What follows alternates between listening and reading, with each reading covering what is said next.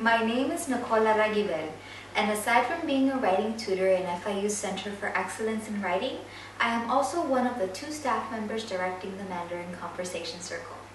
I studied Chinese for 3 years at FIU and studied abroad in China, which has given me the knowledge to serve as a bridge between the Chinese and American culture.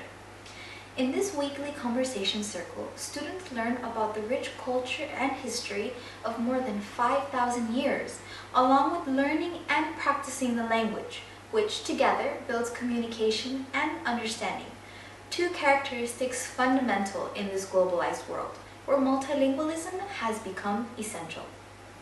Now, when it comes to the general population of FIU, we are without a doubt a multilingual university. With students coming from all around the world to study on our campus, our Writing Center plays a key role in providing the resources that they need to succeed in their academic careers. Taking into great consideration that many students speak English as a second language, our Center for Excellence in Writing has gone out of its way to advertise through its website and social media the linguistic diversity of its tutors. Our website provides a detailed list of the tutors on staff and all of their multilingual abilities. For example, my tutor biography explains that I am fluent in both English, Spanish, along with being conversational in Mandarin Chinese. As a result, access to this information will allow students to schedule appointments with tutors that best suit their needs. The Writing Center has also used social media to further promote its multilingualism by implementing a tutor spotlight on Instagram, where every week a post is dedicated to one of our tutors, allowing the viewer to get to know a bit more about their interests, abilities, and dedication within FIU and the Writing Center, along with how they help the new incoming students from around the world.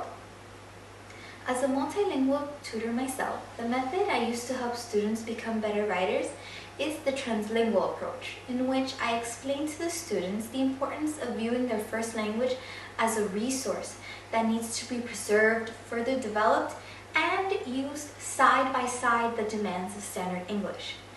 To show the student how to put this approach into practice, I then teach them Pei Su's method of transformative accommodation, in which students use the rhetorical elements of their first language to write in English.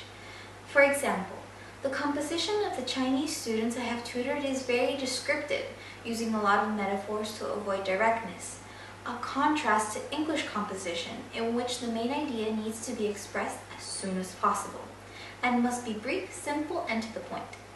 However, since the required structure by professors for an English paper per paragraph involves a topic sentence, a main idea, and supporting details, students cannot ignore it. Yet, they can still keep their writing style by writing the supporting details in a descriptive and indirect way. In this way, students can negotiate between their English and native language writing styles, using their well-developed first language knowledge as a foundation to build up their second language knowledge. As a result, using these 2 methods will make multilingual writers more confident in their writing and view their unique perspective as a contribution to society, rather than as an aspect that they should keep hidden.